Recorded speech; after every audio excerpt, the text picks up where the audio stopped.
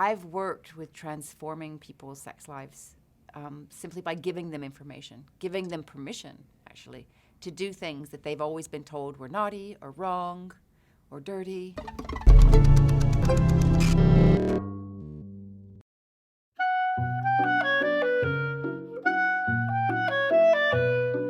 Boudoir Bible is a catalyst for sexual well-being.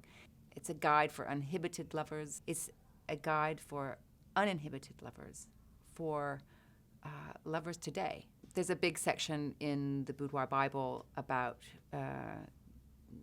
genital anatomy, the sexual anatomy. How are we built? If we want to drive to another state, we have a map. I say our physical anatomy is sort of like a geography. If we're not given a map, then how can we possibly really know where to go? The reason that this has happened is because men were told that they were born as sexual superiors. And that's not fair. I think that we have to give the men a break because they weren't born with the sexual information in their DNA any more than we were. And the more we know, the better it's going to get. And, my aim in revealing the body, I think it was sort of an obligation with the book. Let's talk about the body, the genitals in themselves, the vital source, the most obvious place that we go when we think of sex. In fact, most people describe sex as any act that leads to penetration and permits emission and orgasm, ideally, They happen to be two different phenomena, orgasm and emission. And they happen in both in women and in men.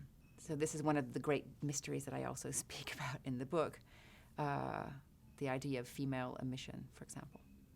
And as I move through these chapters, we come to the idea of the sexual ceremony, and then we end up in this area, which is transcendental sex, the transcendental tools and techniques which allow us to go beyond the genitals, to play at length, to get those endorphins pumping, and to actually stimulate the entire body. It not only explains how to do certain things, but why these things feel so good. One of my favorite examples is a blindfold, because it's soft, and the effects of it are actually very, very, very immediate. And it has become an object that you can buy online, you can buy in lingerie shops. What does a blindfold do? Why is it potentially an erotically charging object?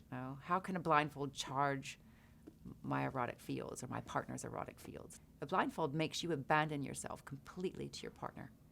And so to actually elaborate the sexual ceremony together, you have to trust each other. You wouldn't practice certain things with somebody that you don't know well, really well. My work is really about intimacy. It is very much directed at people who are in established couples, because ideally the sexual ceremony evolves without barriers. I've worked with transforming people's sex lives simply by giving them information, giving them permission, actually, to do things that they've always been told were naughty or wrong or dirty. And so one of the things I'd like to do is eliminate all of that vocabulary. In fact, the book doesn't deal with that sort of terminology, dirty, sinful, guilty pleasure, what have you. There's no guilt. It's really luminous. So the idea of learning to stimulate the entire body becomes a super creative, fun, and really pleasurable act. Hi, my name is Betony Vernon, and you're watching Thinker.